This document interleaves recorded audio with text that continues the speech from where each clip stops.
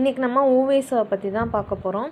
ஊவேசா வந்து ஓலைச்சுவடிகளை ஆற்றில் எடுத்த இடம் வந்து கொடுமுடி, ஈரோடு. குறிஞ்சிப்பாட்டில் மொத்தம் 99 வகை பூக்கள்.